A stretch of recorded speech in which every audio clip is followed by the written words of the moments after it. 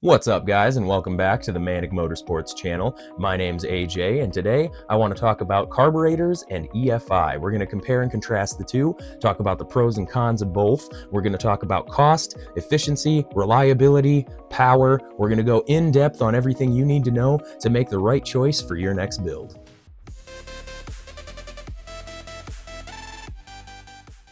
Before we talk about the differences between EFI and carburetors, I want to talk a little bit about the history, because a lot of people think that carburetors are a lot older than fuel injection, which they are, but not by as much as you'd think.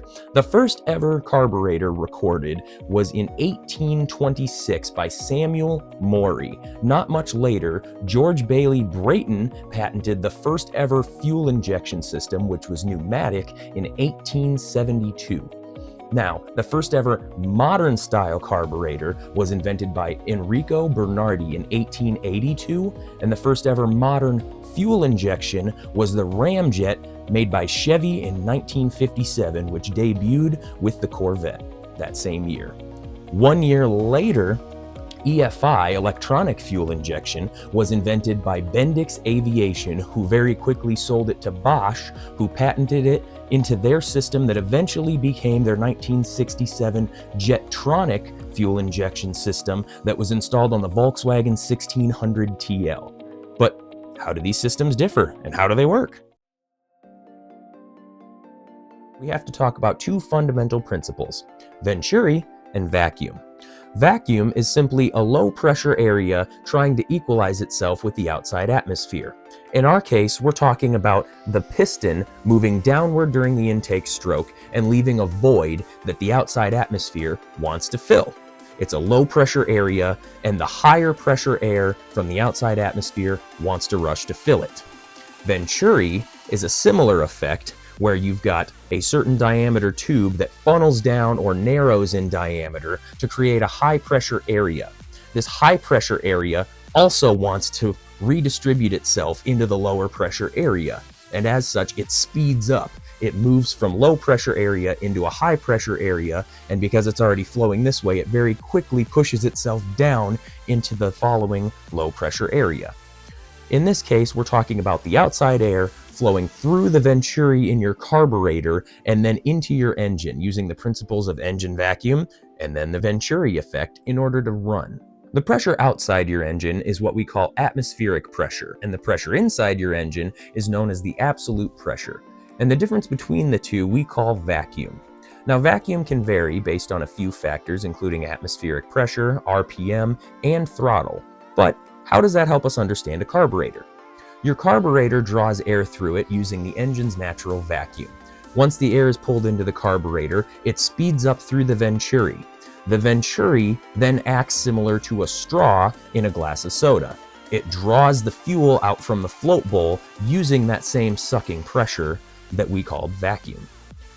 Once you have fuel pulled from the bowl and squirted out through the jet into the venturi area, that venturi area's high pressure creates a nice atomization of fuel, or mist, if you will, that is easily burned and cleanly burned in your combustion chamber.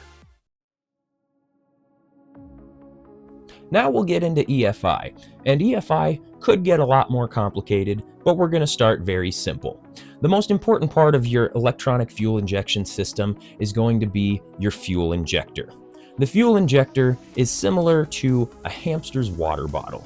Sounds a little ridiculous, but I think it's a good comparison. You've got a thin tube similar to a straw with a ball at the end. The ball plugs the end of the tube and doesn't allow any water to flow past. If you push the ball out of the way, it allows water to flow past. The same idea applies to a fuel injector. Originally, fuel injectors were ball-based with a spring. The ball plugged the end of the tube, not allowing any fuel to come out.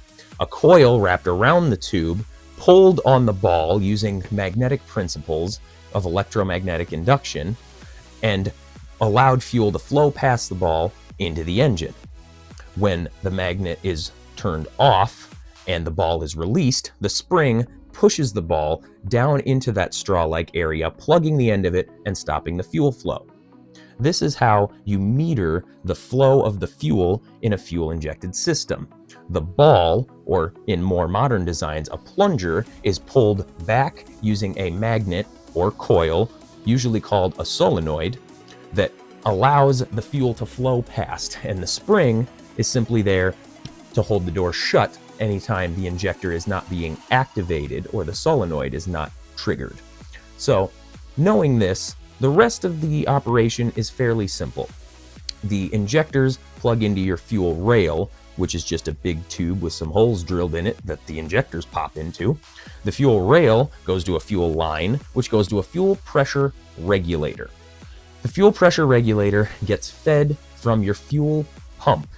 Your fuel pump usually sends way more pressure than your fuel system actually needs. So the fuel pressure regulator in most systems is a return style, which will divert the extra fuel back to your fuel tank. If your engine demands more fuel, it will divert less fuel. If your engine demands less fuel, it'll divert more fuel back into the tank since it isn't needed.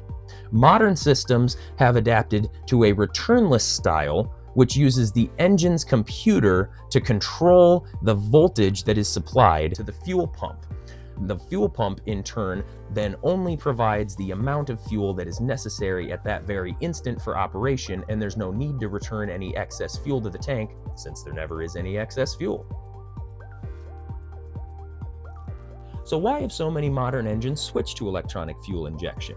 Well, electronic fuel injection allows for a lot more control. You have multiple factors you can mess with. When you're talking about carburation, really all you can change is the size of the jets. You can allow more or less fuel to flow through, but you can't change the amount of vacuum or the amount of pressure that's present.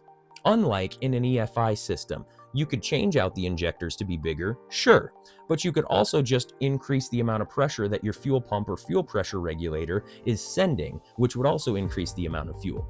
This increased pressure also creates better atomization in many cases. Better atomization leads to a more complete burn, and a more complete burn is not only more efficient because it doesn't waste fuel, but it also creates more power because you're burning the entirety of your air-fuel mixture completely all at once. Everyone is familiar with a garden hose with and without your thumb over it. You've got a nice limp stream, or you've got an aggressive spray pattern that's leaving mist everywhere. Well, that's what you want.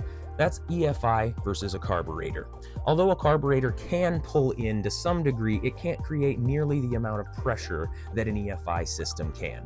The EFI system is like putting your thumb over the end of that hose. You create so much more atomization, you get that misting effect, it gives you that complete burn way better. The truth is, outside of motorsports, lawnmowers, and generators, you probably won't see much of carburetors in the future. Electronic fuel injection has taken over for its efficiency and ability to make clean power. Carburetors are used on a lot of things such as lawnmowers, weed whackers, and generators in order to avoid expensive electronics and batteries that are unfortunate side effects of fuel injection. But in terms of making power, and especially making efficient power, fuel injection is the way to go. It is much more costly, but in terms of aftermarket support and the ceiling of your ability, EFI has a much higher ceiling.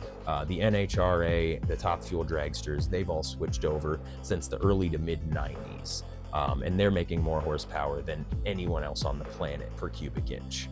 So there's really just no question what makes the most power, whether it costs more money or not. Electronic fuel injection is absolutely the way to go if you want to make the most power. Now, if you want to get the most bang for your buck, carburetors are still an excellent option, but they're being very not so slowly phased out because, again, they are becoming outdated technology. They are becoming replaced by all the efficiency and the unparalleled controllability of electronic fuel injection systems. Well, guys, that's all I had prepared for this episode. If you think I missed anything, or if you had any other questions, or even suggestions for new videos, please feel free to drop those in the comments below. And as always, thank you guys for watching.